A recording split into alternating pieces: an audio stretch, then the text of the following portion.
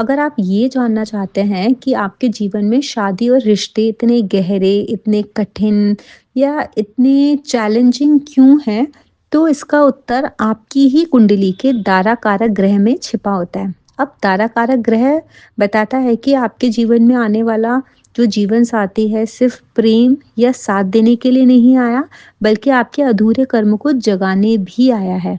और दारा कारक ये नहीं बताता है कि आपका पार्टनर कैसा होगा, बल्कि वो ये बताता है कि रिश्ते के बाद आप कैसे बदलेंगे। अगर दारा कारक मजबूत है, तो जीवन साथी आपको स्थिरता देगा।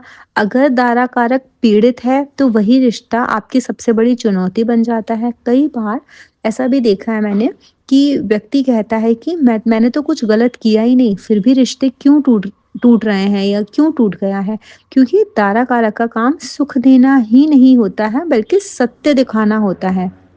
तो दारा कारक ग्रह ये तय करता है कि आपकी जो शादी है, आपको आगे ले जाएगी या शादी आपको अंदर से तोड़ेगी या आपको आपकी खुद की पहचान दे सकेगी।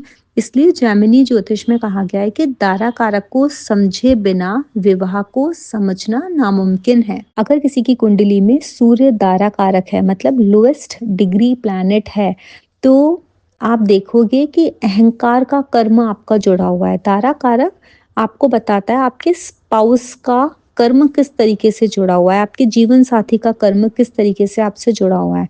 तो जब हम सूर्य की बात करते हैं, सूर्य दारा कारक होता है, तो विवाह आत्मसम्मान और अहंकार की एक सबसे बड़ी परीक्षा या चुनौती बन जाता है।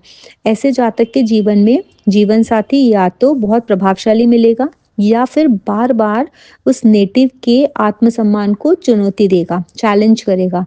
रिश्ते में ये प्रश्न बार-बार आएगा कि किसकी चलेगी, कौन सही है। कई बार विवाह के बाद व्यक्ति की पहचान भी बदल जाती है, या तो वह बहुत ज़्यादा चेंज हो जाता है, एकदम बदल जाता है, झुक जाता है या फिर बहुत ज़्यादा कठोर हो जाता है, स्ट्रॉन्ग हो जाता है। तो जो कार्मिक सीख है आपके सूर्य दारा कारक होने की, वो ये है कि रिश्ते में आपको राजा नहीं बनना है, रिश्ते में बराबरी रखना सीखना है।